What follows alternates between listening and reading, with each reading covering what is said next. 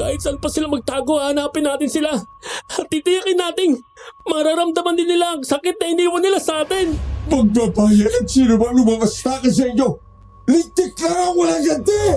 Kung hindi ko na iligtas ang mag-ina mo, Ernesto, ipinapangako ko sa pagkakataong ito na hindi nila kayo masasaktan ng anak mo.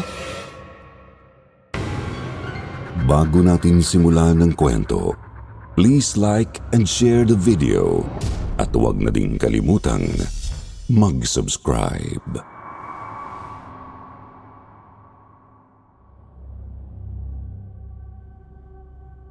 Isang mapagpalang araw sa inyong lahat, sa inyong pong YouTube channel at sa lahat ng inyong masugid na tagapakinig. Ako po'y itago na lamang ninyo sa pangalang Jeremiah, 40 years old at kasalukuyang naninirahan dito sa Agusan del Norte. 2 taon na akong masugid na tagapakinig ng inyong channel at talaga namang naaaliw ako sa mga kwentong katatakutan na ibinabahagi ng inyong mga avid listeners. Sa tagal kong nakikinig, naisip ko bakit hindi ko rin ibahagi ang isang nakakatakot na kwento mula sa aming pamilya. Kaya heto, nagdesisyon akong ipadala ang isang makapanindig balahibong karanasan na mismong ang aking lolo, si Lolo Simon, ang nakaranas. Ang kwento pong ito ay naganap noong 17 years old pa lamang si Lolo Simon. Nangyari ito sa kanilang probinsya sa Capiz na kilala rin sa mga kwento ng kababalaghan. Bata pa lamang ako nang marinig ko ang kwentong ito mula kay Lolo at kahit ulit-ulitin niyang ikwento, hindi nawawala ang takot at lungkot na nararamdaman ko. Kaya ngayon ibabahagi ko rin ito sa inyo at umaasa kung mararamdaman niyo rin ang parehong kilabot na naramdaman ko habang naririnig ang kwentong ito.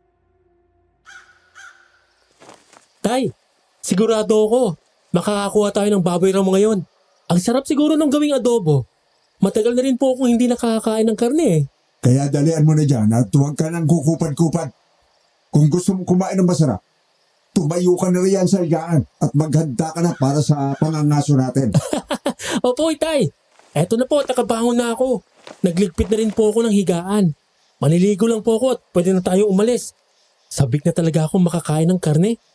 Kung hindi baboy ramo, ayos lang sa akin kahit karne ng usa o kambing. Basta't wag na lang gulay ang ulam natin mamaya.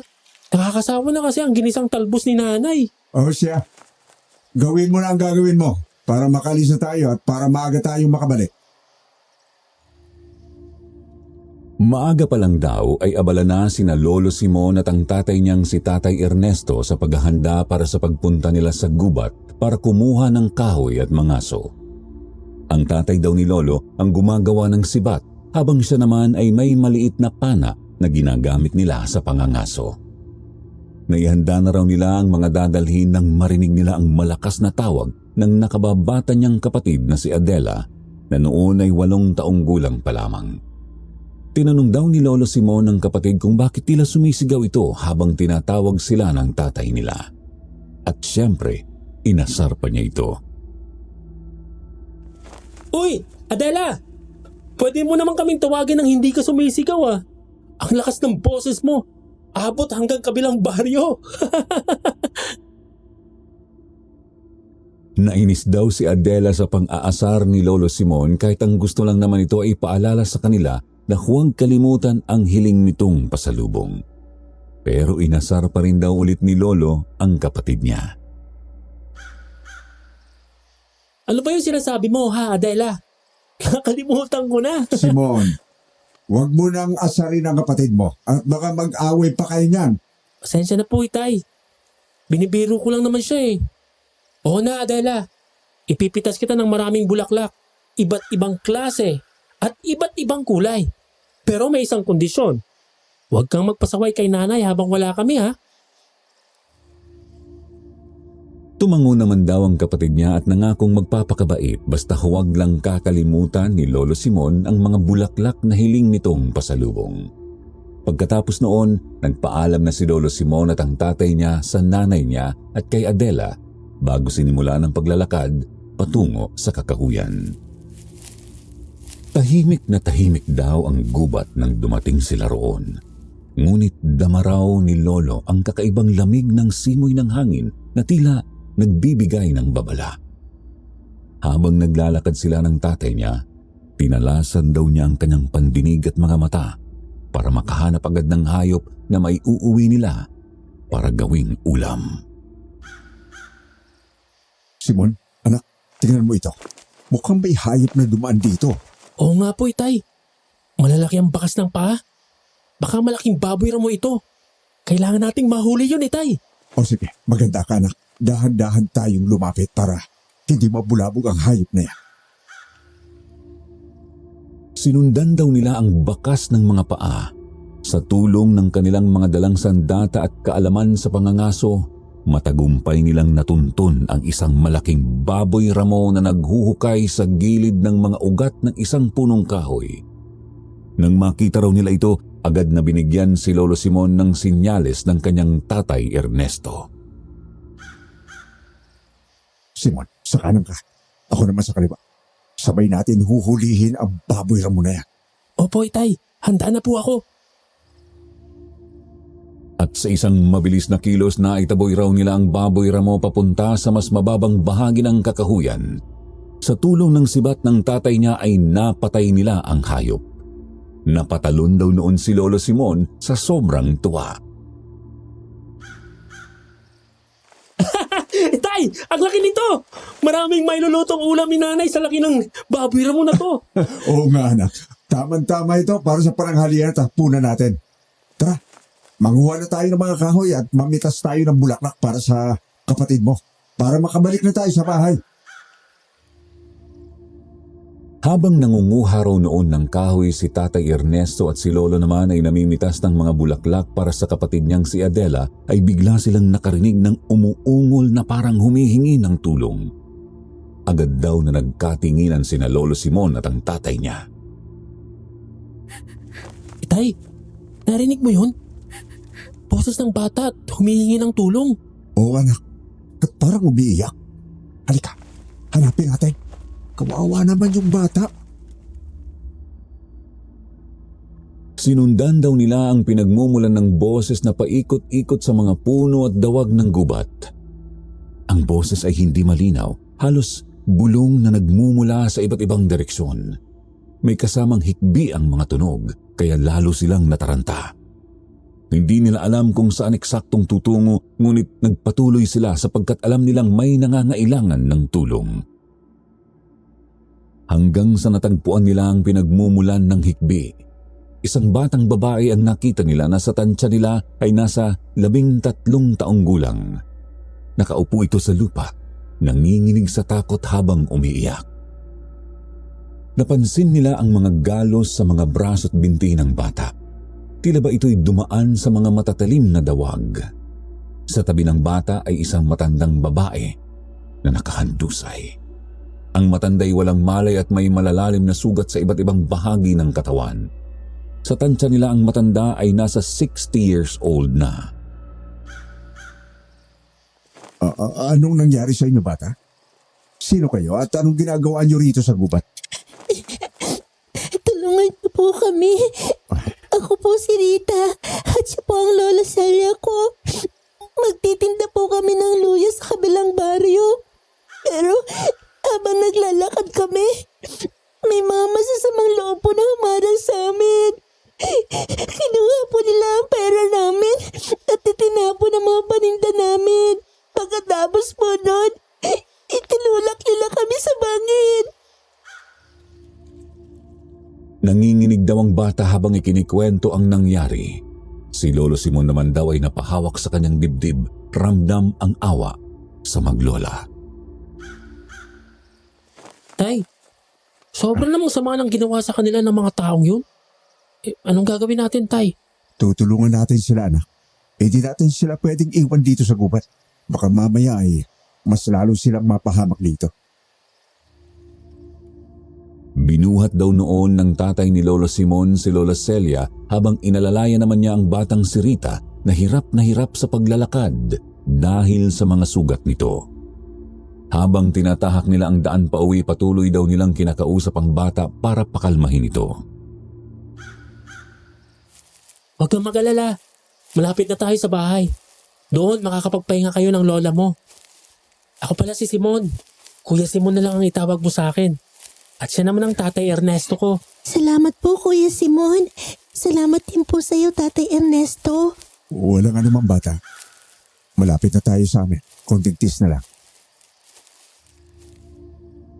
Pagdating daw nila sa kanilang bahay, nagmadali raw tumulong ang nanay niyang si Remedios para linisin ang mga sugat at esikasuhin sina Rita at Lola Celia. Ang kapatid naman niyang si Adela ay tahimik lang na nakatingin. Bakas ang pagkagulat sa inosente nitong muka. Pero nagtanong na rin daw ito kung sino ang mga kasama nila. Natagpuan namin sila sa gubat, Adela. Sugatan sila. Inakawan daw sila ng pera ng mga masasamang loob. Tapos, inihulog sila sa bangin. Mabuti na lang at kami ni Itay ang nakakita sa kanila. Ang sagot daw ng bunso niyang kapatid ay kawawa naman ng sinapit ng maglola. Mabuti raw at nandoon sila ng tatay nila at tinulungan ang mga ito, ngunit may kakaiba raw na napansin ng kapatid niya sa maglola. Si Lola Celia raw ay nakakatakot ang itsura at ang batang Rita raw ay hindi raw inaalis ang pagkatitig sa kapatid niya. Ha? Huwag ka nga maingay at baka marinig ka ni Rita. At anong nakakatakot kay Lola Celia? Yung mukha niya na puro kulubot na? Eh ganun naman talaga kapag tumanda ng isang tao. Kumukulubot ng mukha. Ganun din ang mangyayari sa'yo kapag tumanda ka na. At titig na titig ka mo sa'yo si Rita? Siyempre ngayon ka lang niya nakita kaya ka tinititigan. Inirapan daw siya ni Adela at nakasimangot na lumabas ng bahay dala ang mga pinitas nilang bulaklak ng tatay Ernesto nila. Nagising na rin daw noon si Lola Celia at nagtataka kung nasaan ang mga ito. Nasaan ako? Rita, ako. Nasaan tayo? Lola? Lola? Butit nagising ka na. Akala ko.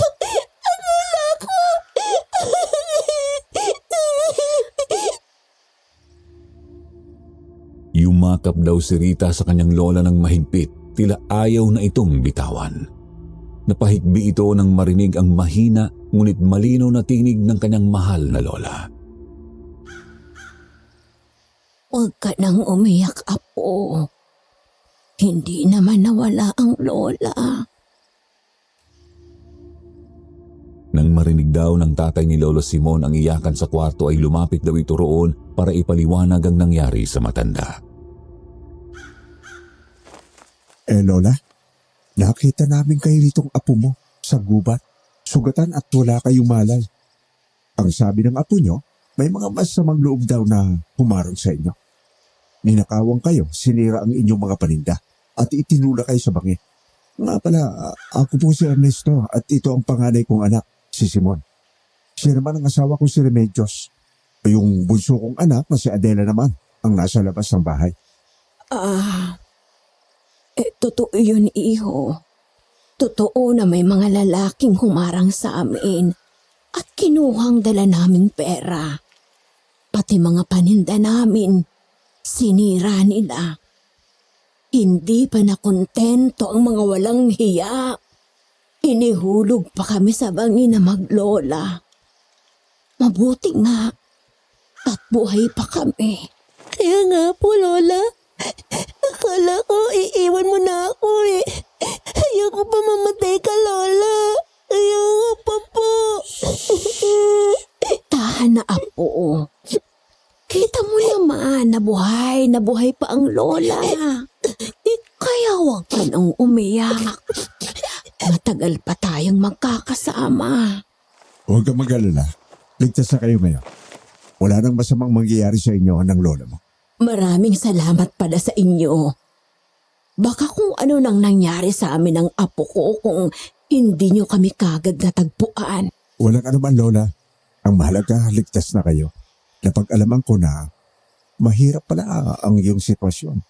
Ang sabi ng apo nyo, pinangkaaling pa raw kayo sa kabilang baryo. Kung gusto nyo, manatili muna kayo rito pansamantala. Ay, salamat. Napakalaking tulong nito para sa amin. Pero nahihiya akong abalahin kayo. Mukhang hirap din ang pamumuhay ninyo. Baka makabigat lang kami ng apo ko. Naku po, hindi po kasi magiging pabigat. Opo, totoo na hikaos din kami, pero gagawin namin ang makakaya para makatulong sa inyo maglola. 4 lang naman kami rito sa bahay kaya wala pong problema sa amin kung dito muna kayo sa amin. Ang bubuti nyo. Sana lahat ng tao ay katulad nyo. Bigla raw naputol ang pag-uusap na yon nang biglang pumasok sa bahay ang kapatid niyang si Adela. Humahangos at namumutla sa takot. Ang mga kamay daw nito'y bahagyang nanginginig habang itinuturo ang direksyon sa labas. May 2 lalaki raw na umaaligid sa labas ng bahay nila.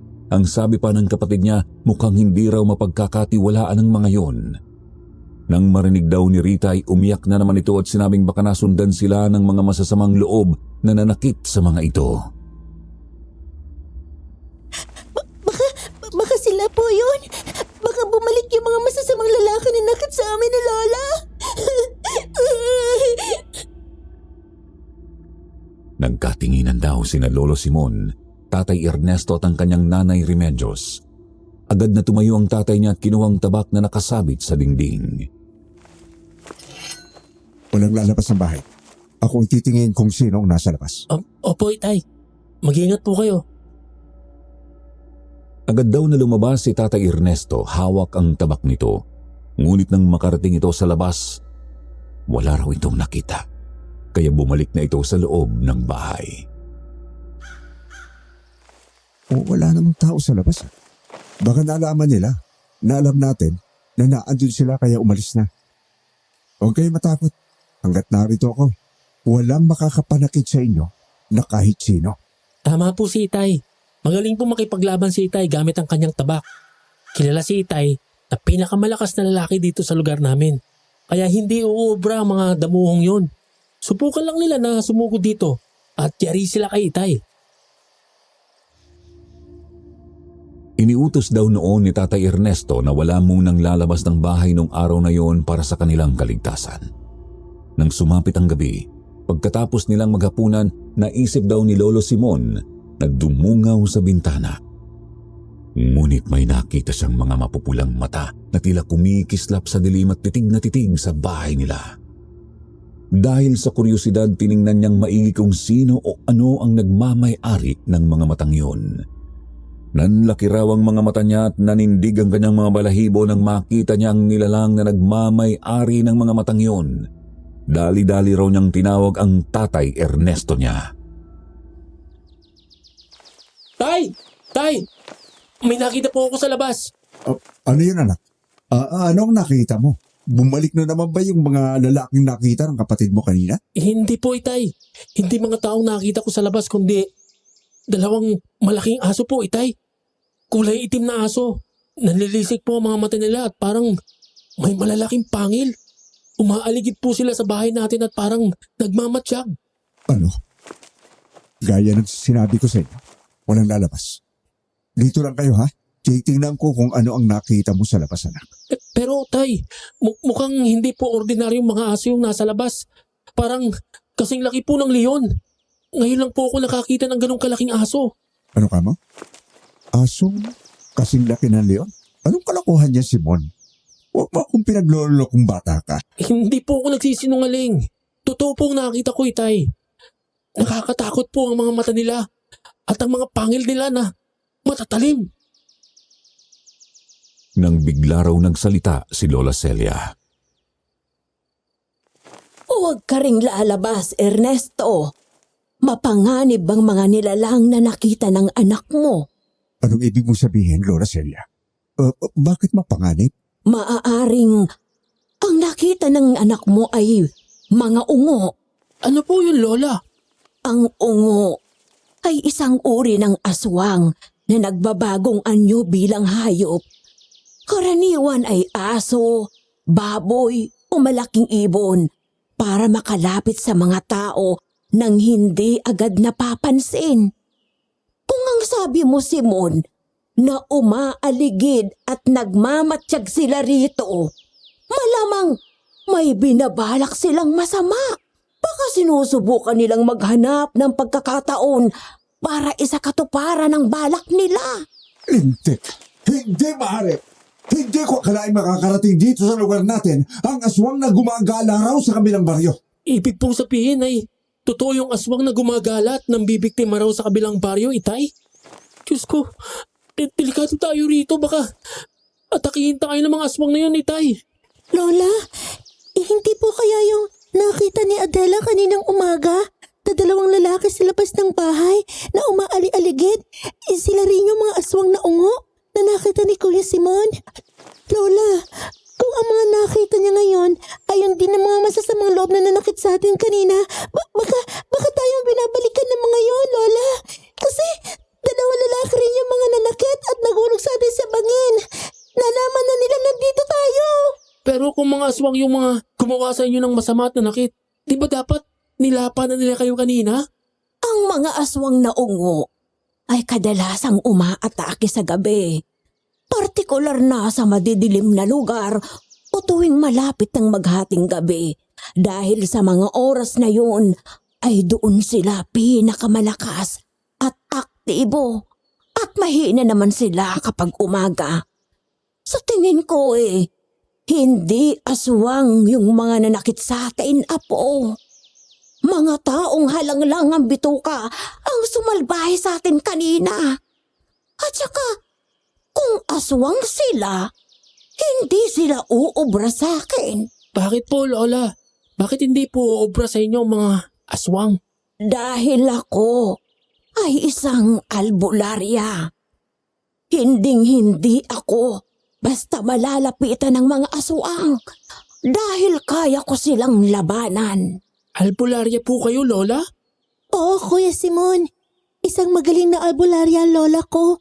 Kung tutuusin, kayang bigyan ng sumpa yung mga nanakit sa amin. Kaso si Lola masyadong mabait. Porque baka raw may pamilya ang mga lalaking yun. Baka raw nagawa nila sa amin yun dahil gipit at walang-wala sila. At kung ano-ano pa. Kaya nga minsan naiinis ako kay Lola Nanganib na nga ang buhay namin. Di pa rin magawang gumanti. Apo, hindi lahat ng nagbigay sa iyo ng sugat ay kailangang gantihan. Ang galit, kapag pinairal mo yan, parang apo yan na mas lalo pang sisira sa iyo. Oo, nasaktan ka. Nasaktan din ako. Pero kung gaganti tayo, ano pang pinagkaiba natin sa kanila? Ang pagganti ay hindi solusyon. Paano kung may inosenteng madadamay? Gusto mo bang ipasa sa iba ang bigat ng sakit? Mas mabuti nang ipagpasa Diyos na lang natin ang lahat. Siya nang bahala sa kanila. Ang mahalaga, ligtas tayo. Ang paghihiganti ay walang magandang maidudulot. Sa sinabi daw na yun ni Lola Celia, labis na humanga raw si Lolo Simon at Tatay Ernesto sa matanda. Napakabuti raw ng puso nito na kahit kaya nitong gantihan ang mga nanakit dito at sa apo ay mas pinili pa nitong magpatawad. Napakabait nyo pala, Lola Celia. Sa lahat ng tao gaya nyo. Hindi kabaitan yun, Ernesto. Kundi pag-unawa. Lahat tayo nagkakamali. At may dahilan kung bakit nagagawa ng iba ang maging masama. Kung gusto nating may magbago, hindi galit ang sagot. Ang totoong lakas ay nasa pag-unawa. Kapag natuto tayong magpatawad, doon natin mararamdaman ang tunay na kapayapaan. Pero kapag aswang na ang pag-uusapan, wala dapat awa-awa. Ang mga aswang, hindi sila tulad ng tao na kaya pang magbago. Kapag sinaktan kanila o ang pamilya mo, kailangang ipagtanggol mo sila at ang sarili mo. Hindi tayo dapat nagpapakita ng awa sa mga nilalang na mga layunin ay manakit at manira ng buhay. Kaya tandaan inyo, hindi masama ang lumaban kung buhay nang nakataya. Iba ang pagpapatawad sa mga taong nagkamali sa galit. At iba ang pakikipaglaban sa mga nilalang na wala ng konsensya. Dali-dali raw lumapit si Lola Celia sa bintana at dahan-dahang sumilip sa labas. Pero wala na raw siyang nakita roon. Wala na raw ang mga aswang. Wala na ang mga lintik. Siguro ay narinig nilang sinabi ko na hindi ako natatakot sa kanila. Huwag kayong mag-alala. Hanggat narito ako, ay walang magagawa sa inyong mga aswang. Ako ang bahala sa inyo. Nang gabing yon, hindi raw nakatulog si Lolo Simon.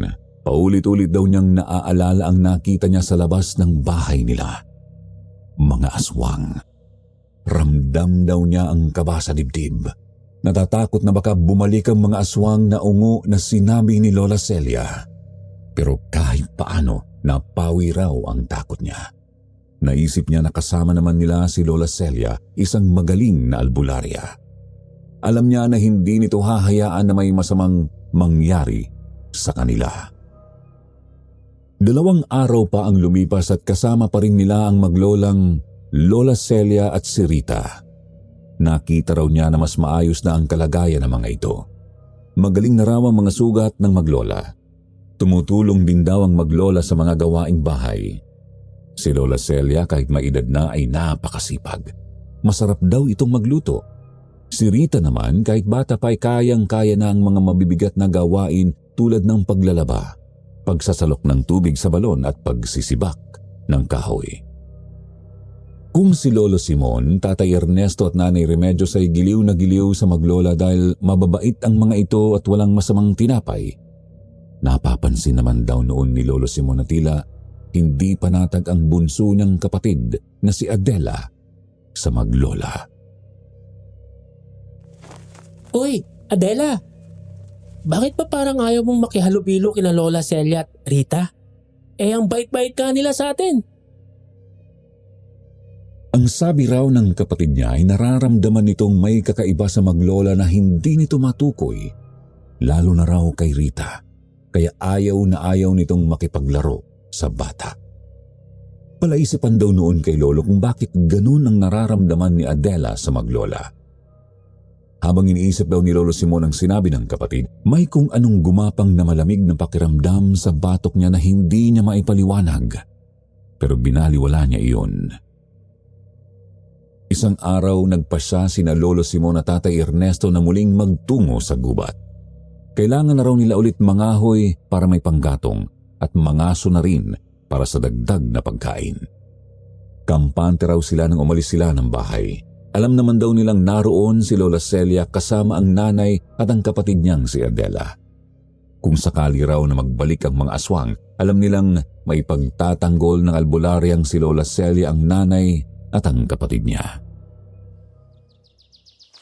Simon, bilisan na natin ang pangunguhan ng kahoy at pangangaso. Hindi tayo dapat magtagal dito. Babalik din tayo agad sa bahay. Lahat pa naman ang naiwan doon ay mga babae. Opo, Itay. Marami na po akong nakuha ang kahoy. Nakagawa rin po ako ng bitag para sa hayop na huhulihin natin. Habang nasa gubat daw sila ay biglang may kakaiba raw na naramdaman si Lolo. Parang biglang bumigat ang hangin sa paligid na parang may hindi nakikitang puwersang nagpaparamdam sa kanya. Tila may masamang pangitain na pilit pumapasok sa isipan niya at kinutuban siya na may hindi tama. Dahil dito mas lalo pang bumilis ang kabog ng dibdib niya. Bakit ganito? Parang hindi ako mapalagay. Para bang may mangyayaring hindi maganda. Wala pa raw tanghali nang matapos sila sa pangangaso. Mabilis nilang nahuli sa bitag na ginawa ni Lolo Simon ang isang malaking usa na gagawin nilang ulam sa araw na yon.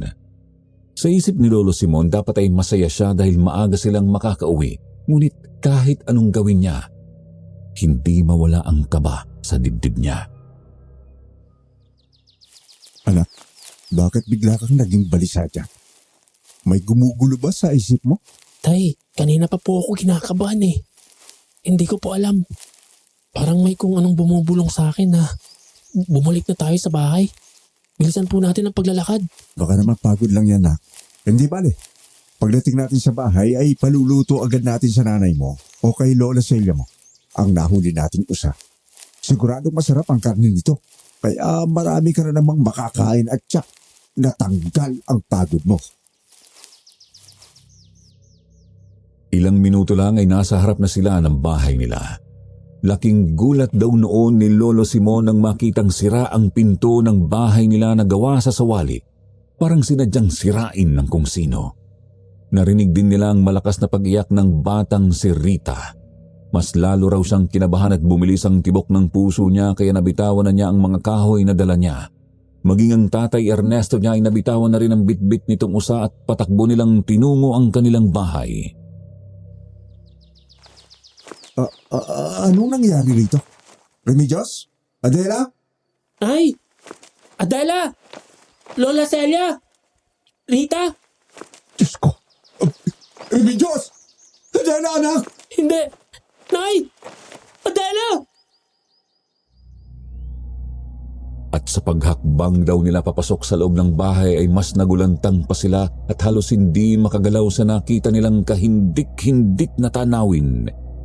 Bumaligtad daw ang mundo nila sa nakitang eksena. Hindi lang sa sahig kundi pati sa dingding at sa lahat ng sulok ng bahay ay nagkalat ang mga bahid ng dugo. Sa sahig ay nakabulagta ang bangkay ng nanay niyang si Remedios at ng bunso nilang kapatid na si Adela. Ang mga tiyan at dibdib daw ng mga ito ay parehong wakwak. Wala nang mga laman loob at naliligo ang mga ito sa sariling dugo. Sa isang sulok naman ay nakita nila ang batang si Rita, nanginginig sa takot at umiiyak, puno ng mga sugat at may mga kalmot ng matutulis na kuko sa katawan. Doon na raw sila napahagulgol ng tatay niya. Niyakap daw ni Lolo Simon ang bangkay ng kapatid habang niyakap naman ng tatay Ernesto niya ang bangkay ng nanay niya. Remedios! Mahal ko! Sino ang gumawa nito sa iyo? Adela, kapatid ko! Bakit? Sinong may kasalanan nito sa inyo ni nanay? Magbabayad at sino bang lumamastaka sa inyo? Lintik lang ang walang ganti! Hindi kami titigil dito eh. Hanggat hindi namin kayo naigaganti, Nay. Adela, papanagutin namin ang mga gumawa nito sa inyo. Papanagutin namin. Pagkatapos nilang tumangis ay nilapitan nila ang umiyak pa rin na si Rita. Nanginginig daw ang mga kamay nito habang tinatakpan ang mukha. Rita, anong nangyari? Sino ang pumatay sa asawa at bunso kong anak? Sino? Ngunit si Rita ay patuloy raw na nanginginig at halos hindi makapagsalita. Pero dahil pinilit daw nilang pagsalitain ang bata ay nagsalita rin ito habang patuloy ang pag-agos ng luha sa mga mata. Mga aswang po! Mga aswang pumatay kay Nanay Remedios at Adela! Mga aswang? Sabihin mo sa amin, mga aswang na umubang pumatay kina Inay at Adela? Oo, Kuya Simon. Dalawa sila. Pag-alis yun ni Tate Ernesto, bigla silang tumating. Nakakatakot ang mga itsura nila.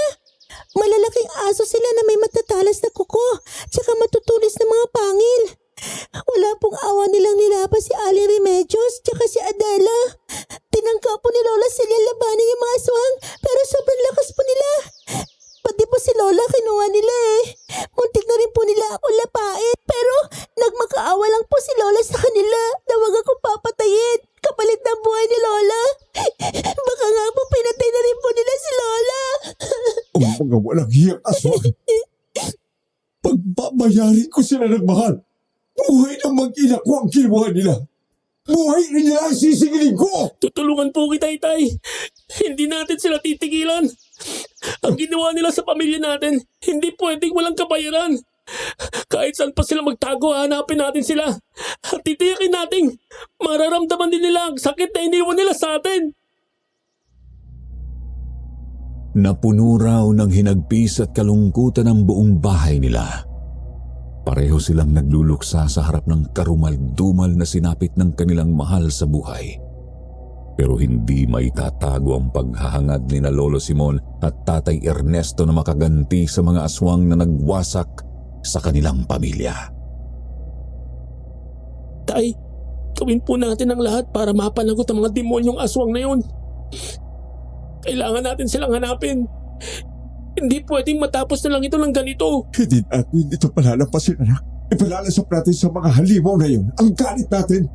Sisiguralihin natin na isusumpa nila ang araw na ginawa nila ito sa atin. Huwag kang mag-alala, Rita. Hahanapin namin ang Lola Celia mo. Sana nga, buhay pa siya. At kung hindi man pala rin ang lola mo sa kamay ng mga aswang na yon, hindi ka namin pababayaan. Kukup-kupin ka namin at ituturing kita na para kong anak. Tumango lang daw noon si Rita at patuloy pa rin sa pagikbi. Pagkatapos daw ng mga nangyari ay binigyan ng maayos na libing ni na Lolo Simon at Tatay Ernesto ang bangkay ng kanyang nanay at kapatid sa likod ng kanilang bahay.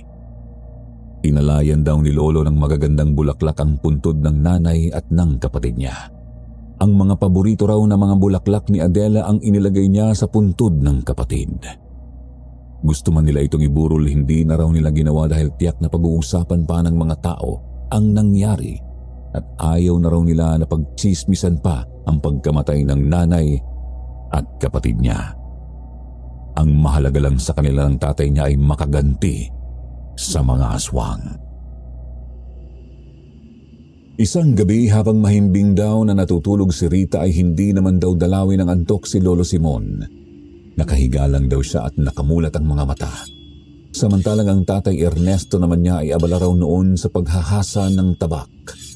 Habang hinahasa raw ng tatay niyang tabak, kitang-kita niya ang talim nito na naliliwanagan ng ilaw mula sa gasera na nakapatong sa mesa. Kitang-kita rin daw niya ang mga mata ng kanyang Tatay Ernesto na parang naglalagablab sa galit habang hinahasa nito ang tabak. Nararamdaman daw ni Lolo Simon ng mga oras na yon na hindi pa talaga tapos ang laban. Malakas ang kutob niyang babalik ang mga aswang na kumuha sa buhay ng nanay at kapatid niya. At sa pagbabalik ng mga ito, titiyakin niyang hindi na makakapanakit ang mga ito ng iba pang tao. Ngunit bigla raw silang nakarinig ng ungol mula sa labas ng bahay. Nang marinig daw yon ng tatay niya ay para raw kumislap ang mga mata nito at mahigpit na hinawakan ng tabak. Narinig daw niya na nagsalita ang tatay niya. Nandito na sila. Ang mga hayop. Kumanda kayo sa akin. Marahan daw na binuksan ni Tatay Ernesto ang pinto. Napakadilim daw sa labas at ang liwanag lang ng buwan ang nagsisilbing tanglaw sa madilim na gabi. Napansin daw nito ang isang nakadapong anino malapit sa isang puno na katapat ng bahay nila.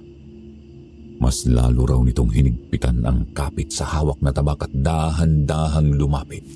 Dinig na dinig daw nito ang ungol na nagmumula roon. Sino ka?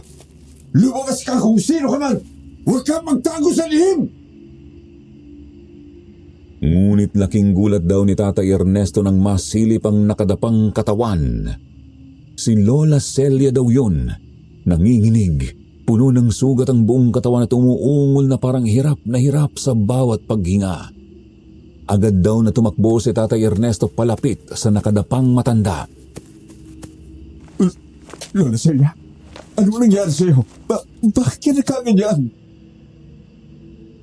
Iniangat daw ni Tatay Ernesto ang katawan ng matanda at napansin ang punit-punit na damit nito at ang sariwang mga sugat sa braso at likod na parang nilapa ng mabangis na hayop. Ernesto, tulungan mo ko. Lola Celia? Nakatakas lang ako sa kanila, pero babalik sila. Babalik ang mga aswang. Nagmamadali raw na kinarga ni Tatay Ernesto si Lola Celia at ipinasok sa loob ng bahay. Agad naman daw umalis si Lolo Simon sa bintana kung saan siya nakatanghod at nagising din si Rita dahil sa ingay. Nakita raw ng batang sugatang lola nito at patakbo itong nilapitan umiiyak habang yakap-yakap ang matanda. Lola! Buhay kayo!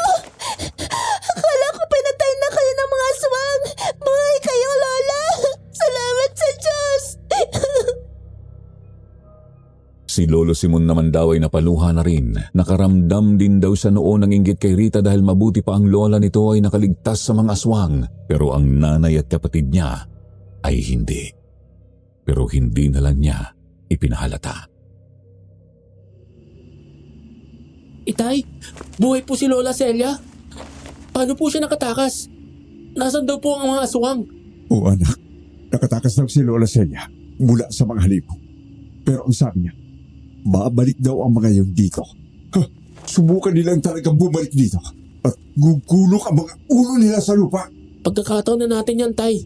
Para maipagiganti sina Inay at Adela. Hindi na rin ako makapaghintay na makaharap ang mga aswang na yun. Hindi na ako natatakot sa kanila. Sa halip, puot at galit na lang nararamdaman ko sa kanila. Habang ginagamot daw ni Tatay Ernesto ang mga sugat ng matanda, unti-unting ikinwento ni Lola Celia ang nangyari noong araw na pinatay ng mga aswang ang nanay at kapatid niya. Bigla na lang silang sumugo dito sa bahay, Ernesto. 2 malalaking aswang. Mga ungo. Walang awang nilapa ang asawa mo at ang bunso mo. Pilit ko silang ipinagtanggol. Pero ibang klase ang mga aswang na yon. Hindi umubra sa kanila ang mga kaalaman ko bilang albularya. Malalakas sila. Hindi sila mga ordinaryong aswang. Pati ang apo kong si Rita ay muntik na nilang lapain at patayin. Pero sinabi ko sa kanila na ako na lang ang patayin nila at huwag ang apo ko. Matanda na ako.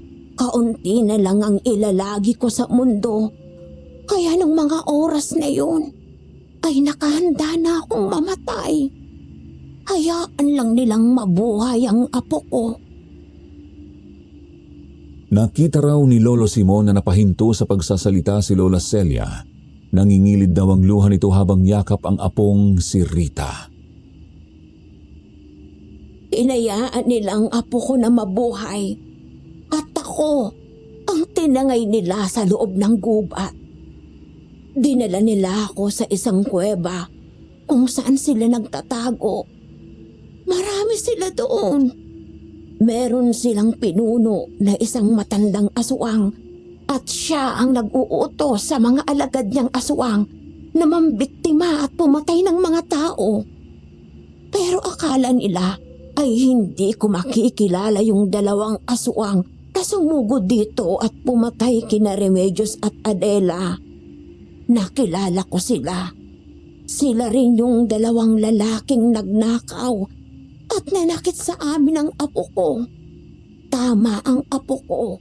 Ang mga lalaking humarang sa amin at naghulog sa amin sa bangin ay mga aswang. Totoo po ba yan, Lola?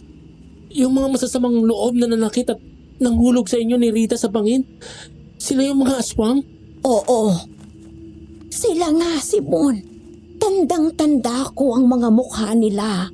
Dahil nung dalhin nila ako sa lungga nila, ay nagpalit sila ng anyong tao. Sila rin yung 2 lalaki na nakita ni Adela sa labas ng bahay na umaaligid. Ang sabi pa nung pinakapinuno nila, kaya raw nila pinatay ang mag-ina mo ay para gantihan kayong mag-ama. Gantihan? Anong kasalanan namin para gantihan nila? Dahil sa ginawa niyong pagtulong sa amin ang apo ko, Ernesto. Nalaman ko rin sa 2 aswang na hindi pagnanakaw ang intensyon nila sa amin ng apo ko. Nagpanggap lang pala sila na mga magnanakaw para saktan kaming maglola. Sinadya nilang ihulog kami sa bangin para tuluyan kaming mamatay ni Rita. Kapag patay na kami, madali na nila kaming makukuha at madadala sa lungga nila para gawing pagkain. Hindi nila kasi kami kayang atakihin sa anyong aswang dahil mahina sila kapag umaga. Ang pagmamalasakit mo sa amin ng apo ko ang nagpaiting ng galit nila, Ernesto. At hindi pa raw sila tapos sa pagganti nila dahil isusunod na raw nila kayo ng panganay mo sa asawa at bunso mo sa hukay.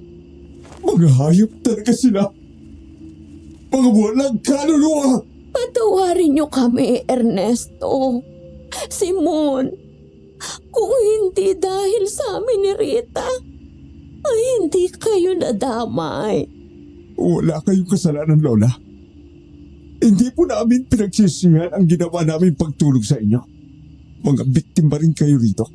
Walang dapat sisihin sa mga nangyari, kundi ang mga aswang na yon.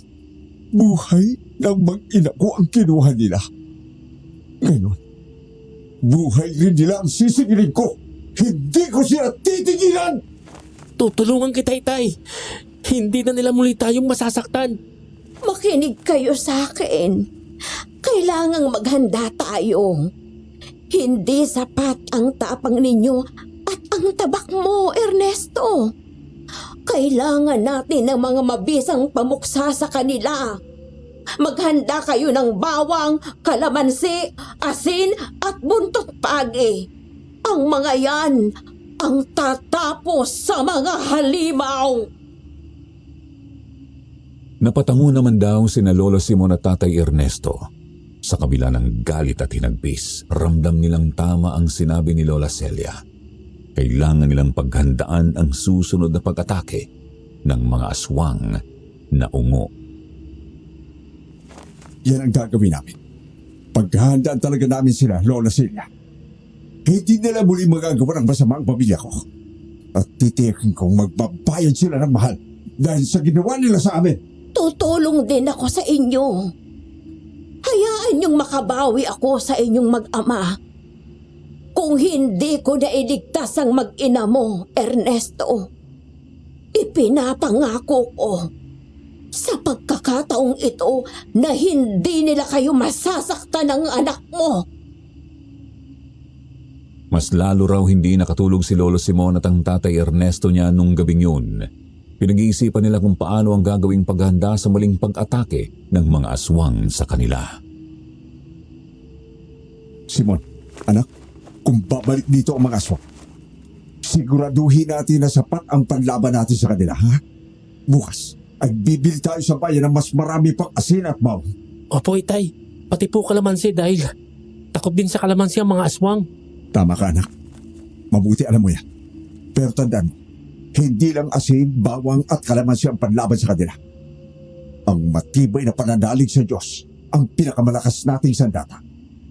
Kung nasa tama kang landas, kahit anong halimaw pa yan o alagad ng demonyo, walang parama. Kaya manalig lang tayo sa Kanya. Alam kong gagabayin din tayo ng nanay at ng kapatid mo, anak. Kaya nating talunin ang mga aswang na yon. 3:00 na raw ng madaling araw ngunit dilat na dilat pa rin daw ang mga mata ni Lolo Simon. Nakatulog na ang Tatay Ernesto niya samantalang sina Lola Celia at ang apo nitong si Rita ay sarap na din sa pagtulog at magkayakap pa.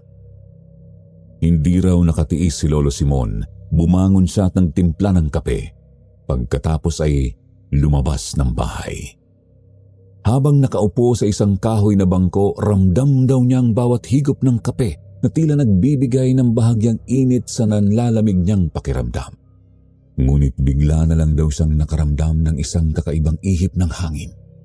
Ito'y malakas, malamig at parang dumaan mismo sa kanyang harapan. Nanindig daw ang mga balahibo niya. Tumigil siya sa paghigop ng kape at dahan-dahang lumingon sa paligid. Sa dilim may napansin daw siyang mga anino na gumagalaw.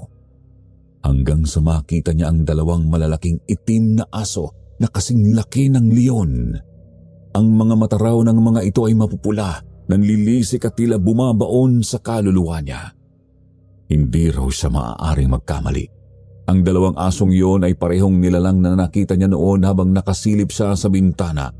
Bumukas raw ang mga bibig ng mga aswang at lumitaw ang matatalim na pangil na tila naghahanda na sa pag-atake. Ang mga aswang na ungo! Nagbalik na sila!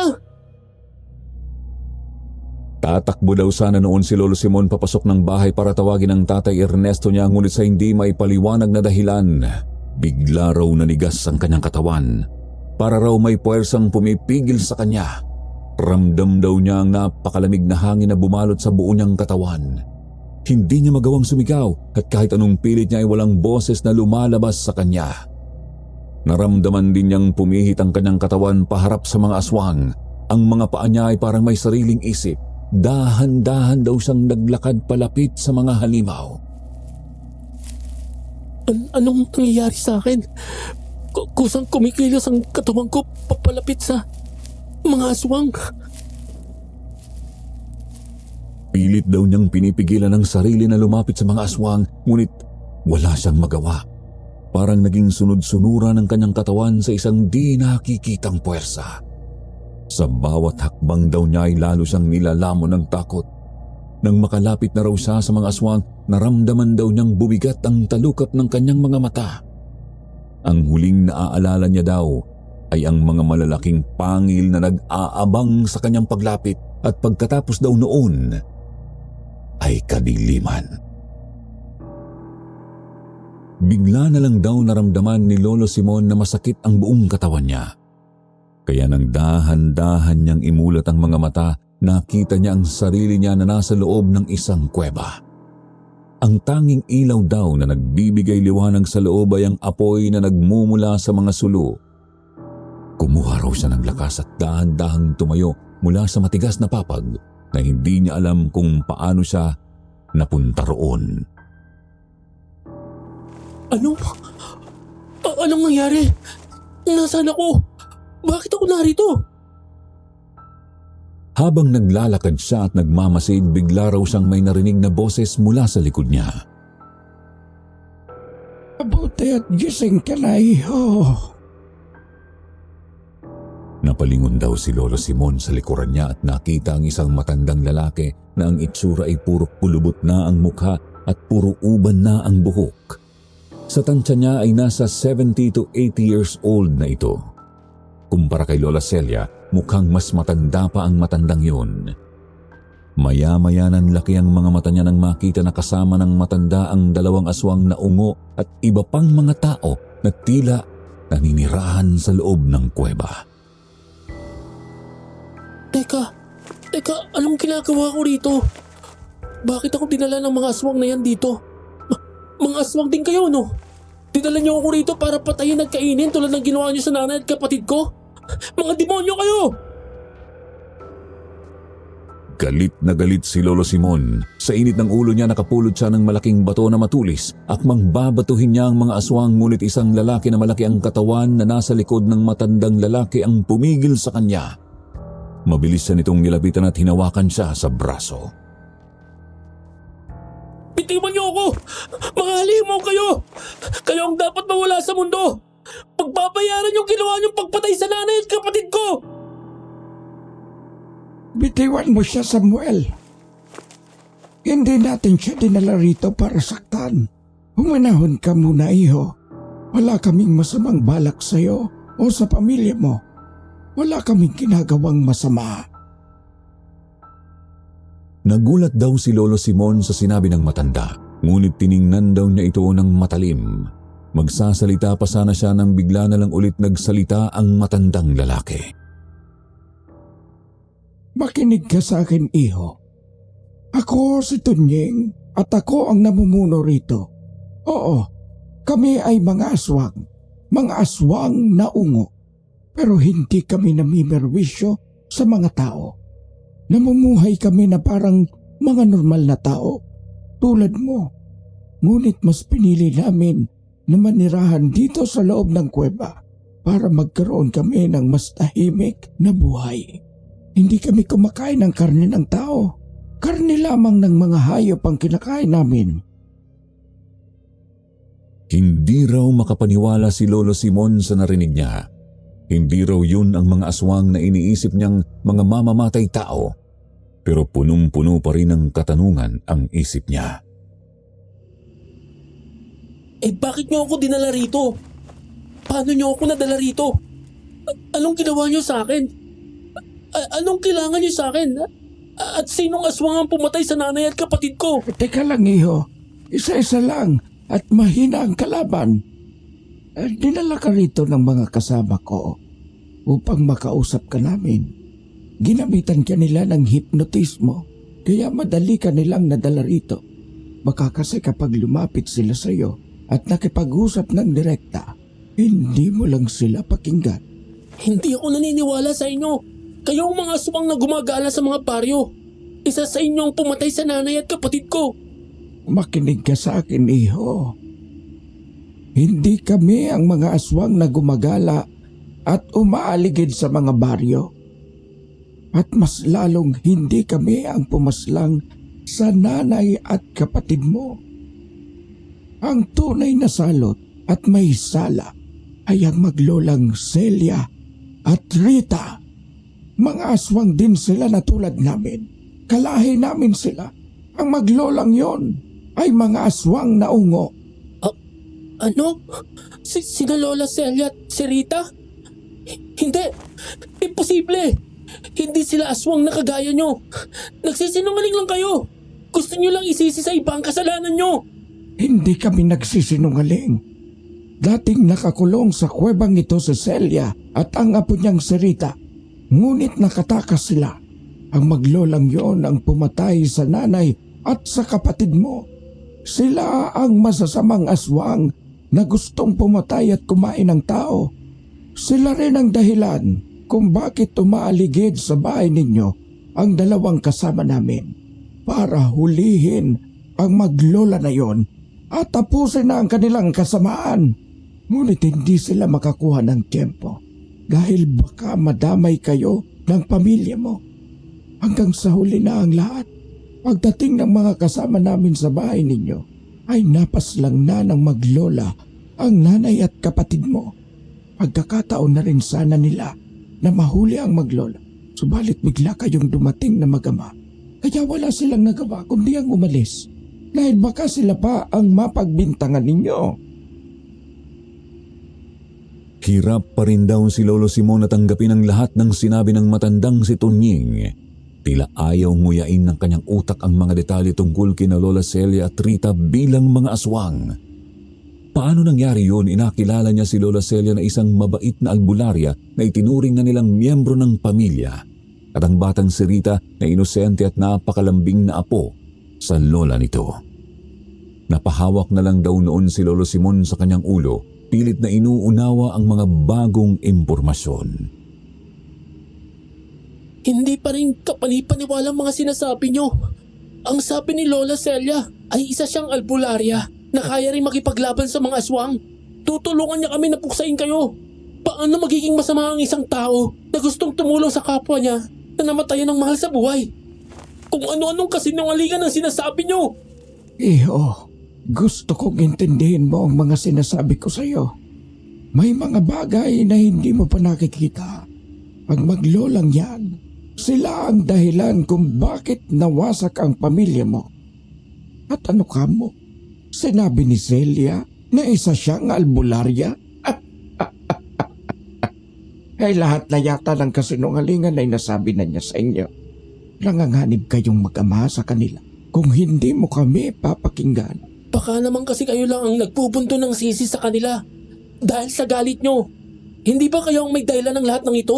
Tinulungan namin sila ng tatay ko nang mahulog sila sa bangin. Kung tutusin, kaawa-awa nga ang nangyari sa kanila eh. Sila ang totoong biktima rito. Bakit? Ano pa bang sinabi nila sa inyo at sila ang lumalabas na biktima? Ang sabi sa amin ni Lola Celia, tindera raw sila ng luya ng apo niya. Magtitinda raw sila sa kabilang baryo nang harangin sila ng mga aswang na nasa anyong tao. Ninakawan daw sila, sinira ang paninda nilang luya at pagkatapos ay itinulak sila sa bangin para mamatay. Para madali raw madala ang bangkay nila dito sa lungganyo para kainin. At kaya raw pinatay niyo ang nanay at kapatid ko ay dahil gusto niyo kaming gantihan ng tatay ko. Tinulungan kasi namin sila kaya hindi niyo natuloy ang masama niyong balak sa kanila. Nako iho, puro kasinungalingan ang sinabi ng maglolang yon sa inyo. Hindi sila tindera ng luya. Alam mo bang takot ang mga aswang sa luya? Isa ang luya sa mga mabisang pangontra laban sa mga kagaya namin. Ano nila maititinda ang isang bagay na maaaring pumuksa sa kanila? Ang totoo, hinahabol sila ng mga kasama ko dahil sa mga kasalanan nila. Sa pagtakas nila, nahulog sila sa bangin. Muntik na silang mahuli. Pero nakita ng mga kasama ko na dumating kayo at tinulungan ninyo sila. Kaya naudlot ang pagtugis namin sa kanila. Ano? Bigla raw naalala ni Lolo Simon ang sinabi sa kanya noon ng nanay Remedios niya na isa raw ang luya sa mabisang pangontra sa aswang. Kaya kung totoong aswang sina Lola Celia at Rita, hindi sila dapat nakakapagtinda ng luya. Wag na wag mong pagkakatiwalaan ng maglola, lalo na si Rita. Mas mabangis siyang aswang kesa sa lola niya. Napakadelikado niya. At kung hindi mo pa rin paniniwalaan ang mga sinasabi ko, at kung patuloy ka pa rin magbubulag-bulagan, ay didiretso kayong mag-ama sa bangin ng kamatayan. Natigilan daw si Lolo Simon sa mga huling salita ng matanda. Mabigat daw ang mga sinabi nito, ngunit hindi pa rin niya lubusang matanggap ang lahat. Puno raw ng tanong ang kanyang isipan. Sino ba talaga ang nagsasabi ng totoo? Sina Lola Celia at Rita na kilala niyang mababait o ang mga aswang na kaharap niya na alam niyang mga salot? Habang iniisip daw niya ang mga susunod na gagawin, naramdaman niyang nasa isang napakadelikadong sitwasyon siya. Hindi raw niya alam kung kanino magtitiwala. Hindi na pwedeng magpatumpik-tumpik pa. Kailangan na matakip sina Celia at Rita bago pa madagdagan ng mga biktima nila. Naiwan ang maglolang yon sa bahay ninyo kasama ang tatay mo. Kung hindi tayo magmamadali, baka pati tatay mo hindi na natin maabutan ng buhay. Pero paano kung nagkakamali lang kayo? Paano kung hindi talaga silang may kasalanan? Paano kung ibang aswang ang sinasabi nyo? Iho, huwag kang magpapadala sa damdamin mo. Kaming mga aswang ay magaling magtago ng tunay naming pagkatao. Kung hindi ka makikinig, baka mahuli na ang lahat. Samuel, kayo na ang bahala. Puntahan ninyo ang bahay nila mamayang gabi. Nararamdaman kong wala pa namang ginagawang masama ang maglola sa tatay nitong binatilyo. Siguraduhin ninyong madadakip ninyo si Celia at ang apo niya. Kapag nanlaban, tuluyan ninyo na sila para hindi na sila makapangbiktima pa. Tiyakin ninyong hindi masasaktan ang tatay niya. At ikaw naman, iho, tumito ka na lamang. Delikado para sa iyo ang sumama. Hindi ako papayag. Tatay kong nandun. Hindi ko siya pwedeng ipagkatiwala sa kahit sino. Lalo na sa inyong mga aswang. Sasama ako. Kung totoong mga aswang ang maglola, gusto kong kasama ako sa pagliligtas sa tatay ko. Sa kabila ng pagtutol ng matandang aswang na si Tunying, nagmatigas si Lolo Simon. Ngunit habang papalapit daw sila sa bahay nila, patuloy na nagtatalo ang isip at ang puso ni Lolo kung kanino ba siya dapat magtiwala. Sa matandang aswang at sa mga kasama nito na noon lang niya nakilala o sa maglolang nagpakita ng kabutihan sa kanyang pamilya. Sa huli, pinakinggan niya ang kanyang puso. Hindi! Hindi ganun sila Lola Celia at Rita. Hindi sila masama. Hindi ko kayang paniwalaan na may masamang balak sila sa tatay ko o sa akin. Hindi rin nila kayang gawa ng masama sina Nanay at Adela. Kaya sila ang dapat kong paniwalaan. Bigla raw may naalala si Lolo Simon. May nakapasya na maliit na supot sa bulsa ng salawal niya. Nang buksan niya yon, may laman daw yon na asin na inilagay ng tatay niya sa bulsa niya para may proteksyon siya laban sa mga aswang. May nabuo raw na plano sa isip niya. Sa isang mabilis na galaw isinaboy daw ni Lolo Simon ang asin sa mga kasama niyang aswang. Agad na namilipit ang mga ito sa sakit. Hindi raw nagagsaya ng oras si Lolo Simon at nagmadaling tumakbo pabalik sa kanilang bahay para balaan sina Lola Celia at Rita. Pagdating niya sa bahay ay napahinto raw siya sa pinto. Nanlaki ang mga mata niya sa nakita. Halos hindi raw siya nakapagsalita sa pagkabigla. Nanginig daw ang kanyang mga tuhod sa bumungad na tanawin sa kanya. Tumambad daw kay Lolo Simon ang kalunos-lunos na kalagayan ng tatay Ernesto niya. Hubot-hubad daw ito, puno ng sugat ang buong katawan at walang malay na nakagapos sa isang mahabang tabla. Ang mga kalmot at sukat daw sa katawan nito ay tila gawa ng matatalas na kuko. Ang mga lubid daw na mahigpit na nakatali sa kamay at paa ng tatay niya ay nag-iwan daw ng malalalim na marka sa balat nito. Napalunok daw si Lolo Simon habang pinagmamasdan ang eksenang nasa harapan niya.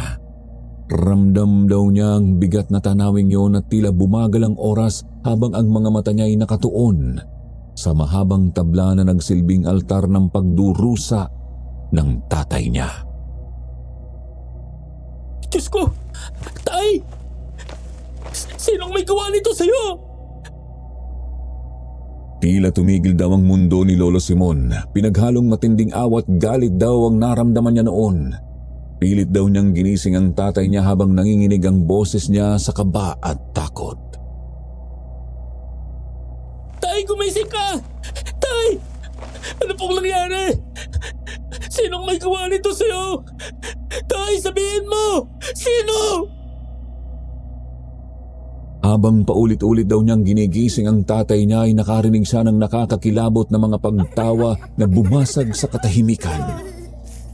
Bigla raw nanigas ang katawan ni Lolo Simon at nanindig ang kanyang mga balahibo.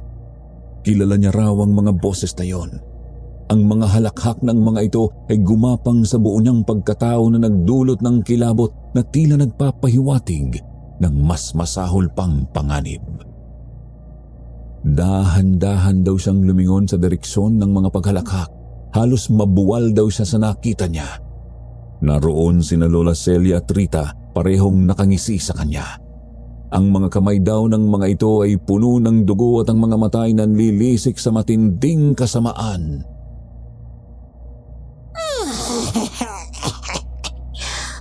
Alam na namin kung saan ka nang galing at kung sino ang mga nakasama mo. Kaya't hindi na namin kailangang magpanggap pa. Napaatras daw si Lolo Simon sa sinabi ng matanda. Tila nawalan daw siya ng lakas. Biglang sumambulat ang katotohanan sa kanya. Totoo nga ang lahat ng sinabi ng matandang aswang na si Tunying. Ang maglolang itinuring nilang pamilya ay mga aswang pala. Ang kabutihang ipinakita ng mga ito sa kanila ay huwad. Totoo palang sinabi ng matandang aswang. Mga aswang din kayo. Niloko niyo kami. Akala namin kayo ang mga biktima. Yung pala, kayo ang tunay na manluloko at mamamatay tao. Oo, Simon. Mga aswang kami. Lahat ng sinabi namin sa inyo ay kasinungalingan. Hindi kami mga tindera. Hindi kami ninakawan. Hindi ako albularya. At lalong hindi kami ihinulog sa bangin. Sinadya naming magpahulog para makalayo sa mga aswang na humahabol sa amin. At kami rin ang bumatay sa nanay at kapatid mo. Alam mo, napakasarap ng mga laman loob nila. Lalo ng kapatid mo. Napakalambot ng laman niya. Ang sarap-sarap kainin. Hindi ko makakalimutan ang lasa ng laman loob at puso ni Adela. Napamura raw si Lolo Simon sa narinig lalo na at dinilaan pa raw ni Rita ang dugo sa daliri nito na tila nilalasap yun habang ikinikwento ng batang aswang kung paano nito kinain ang kapatid niya. Halos sumabog daw ang dibdib niya sa sobrang galit. Hinding-hindi raw niya matanggap na ang mga taong tinulungan nila mag-ama ay ang mismong mga salarin sa pagkamatay ng nanay at kapatid niya. Mga demonyo kayo! Mga hayop kayo! Akala namin mabubuting tao kayo! Pero mga halimaw pala kayong nakadaming tao! Niloko niyo kami! Pinagkatiwalaan namin kayo tapos ganitong gagawin niyo! Mga alagad kayo ng dyablo! Hindi na mahalaga sa amin ang akala mo, Simon. Talagang hinintay namin ng pagbabalik mo dito. At ngayong nandito ka na. Dalawa na kayo nang walang kwenta mong tatay ang kakainin namin.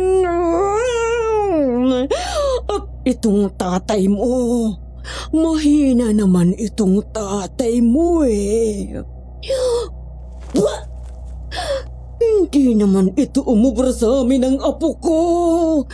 Tulad ng tatay mo, siguradong mahina ka rin. Ang yayabang niyo pa na maghihiganti kayo laban sa amin. Pero mga wala naman pala kayong binatbat. Mga wala kayong bayag. Mas lalo raw nang gigil si Lolo Simon nang makitang dinuraan pa ni Lola Celia ang tatay niya na wala pa ring malay. Napansin din niya ang nasirang tabak ng tatay niya na nasa sahig. Halata raw na nilabanan ito ang maglola ngunit hindi nito kinaya at natalo sa laban. Sa isang iglap na pagtanto ni Lolo Simon na wala na siyang oras. Agad niyang sinubukang kumuha ng asin sa kanyang bulsa ngunit nang buksan niya ang supot ay wala na itong laman. Napansin din daw ni Lolo na wala na rin ang bawang, kalamansi, buntot pagi at iba pang pangontra sa mga aswang na nasa bahay nila. Sa isip niya ay baka tinapon na yon ng maglola. Habang naguguluhan si Lolo, mas lalo daw lumapit sa kanya ang maglolang aswang. Nakangisi ang mga ito at nakatitig na parang mga gutom na hayop na handa nang lumapa. Ano na? Handa ka na bang mamatay? Sa punto raw na yon ay napagtanto ni Lolo Simon na kailangan na niyang gumawa ng paraan. Kahit na wala siyang pangontra, isinantabi raw niyang takot at hinanap ang natitira niyang lakas ng loob. Di raw niya alam kung kakayanin niyang labanan ng mag-isa ang maglolang aswang gamit ang pisikal niyang lakas. Pero isa lang ang ipinapangako niya. Hindi niya hahayaang may mangyari pa sa tatay niya kaya bahala na. Ang mahalaga ay lumaban siya. Kung ito na ang huli kong laban, tatanggapin ko. Ang mahalaga, ginawa kong lahat para protektahan si Itay. Bigla raw nagbago ang ihip ng hangin. Nakaramdam si Lolo Simon ng kakaibang lamig na tila tumatagos sa kanyang buto. Kitang-kita niya raw sina Lola Celia at Rita na nagbago ng anyo. Nag-anyong mga aswang ang maglola. Naging malaking baboy na kasing laki ng leon, nanlilisik ang mga mata at hayok na hayok nang makain siya. Muling nagsalita si Lola Celia, ang boses nito'y puno ng panunuya. Aba Simon, mukhang handa ka na talagang sumunod sa nanay at sa kapatid mo ngayong gabi. Huwag kang mag-alala. Magiging maiksi lang naman ang paghihirap mo. Hindi ka namin pahihirapan pa. Huwag mo nang subukang labanan kami. Matatalo ka lang. Katulad ng gunggong mong tatay. Wala kang laban sa lakas namin ni Lola. Habang patuloy na lumalapit ang maglola, ramdam na raw ni Lolo Simon na nakapasok na ang isa niyang paa sa hukay. Alam niyang hindi sapat ang lakas niya para lumaban, pero bago pa makalapit ang maglolang aswang, bigla raw may bumagsak mula sa bubong ng bahay nila, isang napakalaking asong itim na kasing laki ng leon. Tumindig daw ito sa harapan niya at maya-maya pa'y sumunod din ang 3 malalaking asong itim na tila mga kakampi ng unang dumating. Naggulat daw si Lolo Simon at napaatras ng bahagya. Mga aswang na ungo! Ang malaking aso raw sa harapan ni Lolo Simon ay biglang nagsalita. Ang boses nito ay malamig at puno ng otoridad. Agad niya raw nakilala ang boses na yon. Isang boses na nagbigay daw ng pag-asa sa kanya noon sa nakakapangilabot na tagpong yun. Hindi ninyo masasaktan ng magkamang yan, Celia, hanggat naririto kami. Nagulantang daw ang maglolang aswang, halatang hindi raw nila inaasahan ang pagdating ng iba pang aswang. Galit daw na umangil ang maglola. Tandang Tunying, anong ginagawa niyo rito? Kung ano man ang binabalak niyo, hindi niyo kami mapipigilan. Nahanap pala tayo ni Natanda, Lola. Ikukulong na naman nila tayo. Ayoko na doon. Sukang-suka na ako sa mga karne ng hayop. Hindi na ako babalik sa walang kwentang lugar na yon. Hindi kami papayag na makapaminsala pa kayo, Celia. Magkakamatayan na muna tayo. Ikaw ang unang mamamatay, Tunying. At nagsimula raw ang sagupaan ng mga aswang. Si Lola Celia raw ang unang umatake. Dinambahan daw nito ang matandang aswang na si Tunying. Si Rita naman ay sinalubong ang tatlong kasamahan ng pinuno ng mga aswang. Naging marahas at madugo raw ang sagupaan na yon na parabang musika ng kaguluhan. Ang mga ungol, hiyaw at tunog ng mga nagngangalit na halimaw ay nagpatibok ng mabilis sa puso ni Lolo Simon. Habang naggigirahan ng mga aswang ay nilapitan daw ulit ni Lolo Simon ang tatay niya at kinalag ang mga gapos nito. Tay! Tay! Kumising ka na! Tay! Pero hindi pa rin daw nagising ang wala pa ring malay na si Tatay Ernesto. Muli raw niyang tinunghayan ang labanang nagaganap at nakita raw ni Lolo Simon kung paano bumagsak ang aswang na si Rita. Isang malakas at marahas na kagat daw mula sa isa sa mga aswang na kasama ng matandang aswang ang kumitil sa buhay ng batang aswang. Walang buhay daw itong bumagsak sa lupa. Nagulat at napaatras daw si Lolo Simon sa mga nakita niya. Sa kabilang dako ang laban ng matandang aswang na si Tunying at Lola Celia ay mas matindi. Nagawa pa raw ni Lola Celia na kagatin sa balikat ang pinunong aswang ngunit hindi iyon naging sapat. Sa huli, gamit ang matatalas na kuko ng matandang aswang, winakwak nito ang dibdib ni Lola Celia hanggang sa tumagos ang kamay nito hanggang sa likod ng babaeng aswang. Nanghihina raw itong bumagsak sa lupa at tuluyan na ring namatay. Pagkatapos daw ng madugong labanan na yon ay nahihiyang nilapitan ni Lolo Simon ang mga aswang na tumulong sa kanila ng tatay niya. Hindi ko po alam kung paano ko kayo pasasalamatan sa pagliligtas nyo sa amin ng tatay ko. Nag-anyong tao raw ang mga aswang. Halata raw niya sa mga ito ang matinding pagod sa pakikipagtuos sa maglola, lalo na raw ang matandang aswang na si Tunying. Wala ka nang dapat na ikabahala, iho. Ginawa namin ito hindi lamang para sa inyong mag-ama, kundi para na rin sa iba pang maaaring biktimahin ng maglolang yon. Bago raw nagpaalam ang grupo ni Tandang Tunying ay may pahabol na sinabi pa ang pinuno ng mga aswang. Iho, mag-iingat kayo palagi. Huwag kayong basta-basta magtitiwala sa kahit na sino.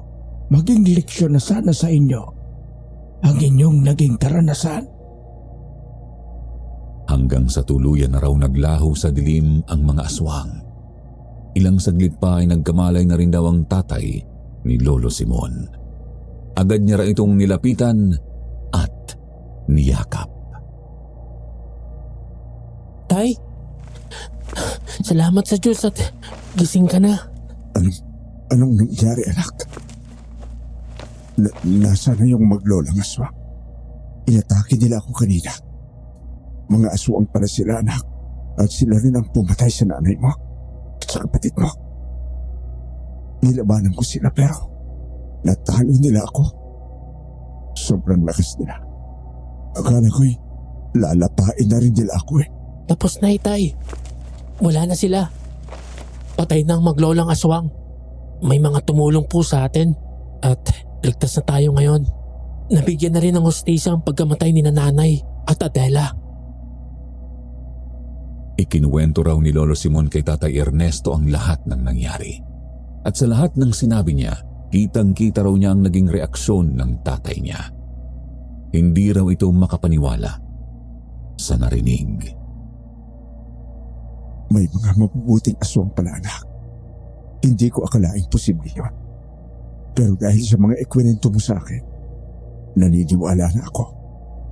Malaki ang utang na loob natin sa kanila, anak. Oo nga po, Itay. Nung una, hindi rin ako naniniwala. Pero nang tulungan nila tayo, napagtanto kong hindi lahat ng aswang ay masama. Tulad natin, may kakayan din silang pumili sa pagitan ng tama at mali. Mula noon, hindi na raw nagpakita pa ang mga aswang kina Lolo Simon. Wala na rin daw silang nabalita ang gumagala at namimerwisyong aswang sa kanilang lugar at sa iba pang baryo. Kahit dalawa na lang sina Lolo Simon at Tatay Ernesto, naging masaya pa rin daw sila. Minsan, nakakaramdam pa rin daw sila ng matinding kalungkutan sa pagkawala ng nanay at kapatid niya. Pero nang naglaon ay natanggap na rin nila na hindi na babalik pa ang mga ito. Sa ngayon, wala na si Lolo Simon. 5 taon na siyang namayapa dahil sa komplikasyon sa sakit niyang diabetes.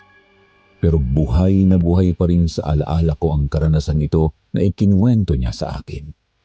Sana ay nagustuhan ninyo ang inilahad kong kwento. Nasa sa inyo na lang kung papaniwalaan ninyo o hindi ang naging karanasan noon ni Lolo Simon.